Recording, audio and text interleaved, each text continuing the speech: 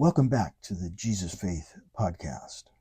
Well, we've looked at two Gentiles, a Canaanite woman and a Roman centurion, whom Jesus declared to have exceptional faith. And we saw that they both, each of them, exhibited deep personal humility, and both of them exhibited unusual spiritual insight, and therefore we see the basis for their exceptional faith. Then we looked at Jesus' disciples, and we saw that they were wrestling with pride and humility. They were vying for position in the coming kingdom of Jesus, and were always discussing which one of them was the greatest.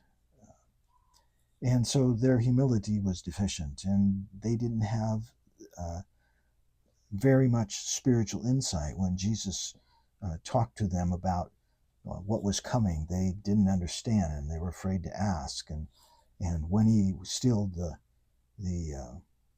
sea, the winds and the waves, the scripture says that they had not gained any insight from the incident of the loaves. So they were deficient with regard to spiritual insight. So now we turn to the people in Jesus' hometown.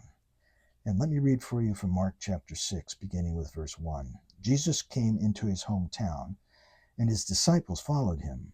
And when the Sabbath came, he began to teach in the synagogue. And many listeners were astonished, saying, "Where did this man get these things? And what is this wisdom given to this man? And such miracles as these performed by his hands? Is this man not the carpenter, the son of Mary, and the brother of James and Joseph and Judas and Simon? Are not his sisters here with us?" And they were taking offense at him. Imagine that. They were taking offense at Jesus. What does that mean? Well, you can see from the things that they expressed that they felt like they were better than him. They were judging him. When people take offense,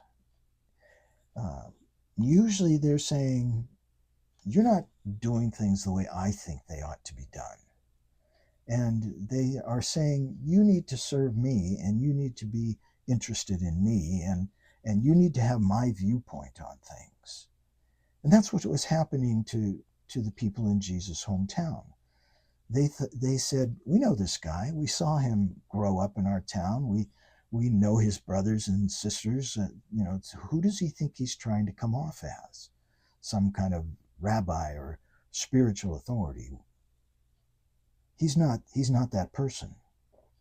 And then the text goes on to say, "And Jesus was saying to them, a prophet is not without honor except in his hometown and among his own relatives and in his own household. And he could do no miracle there except that he laid his hands on a few sick people and healed them. And he was marveling at their unbelief." It's interesting. The Gospels only say 2 times that Jesus marveled. And he marveled at the great faith, the exceptional faith of the Roman centurion, and he marveled at the lack of faith, the missing faith at from the people in his own hometown. So they took offense at Jesus. They were wrestling with pride. There was no humility demonstrated in them.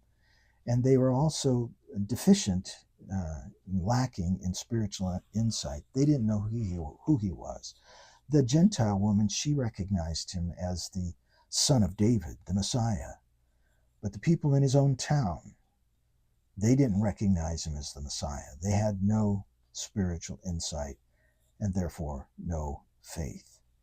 And so we see that it's important, that it's essential to have humility in order to have spiritual insight. And you need to have spiritual insight to have something to believe.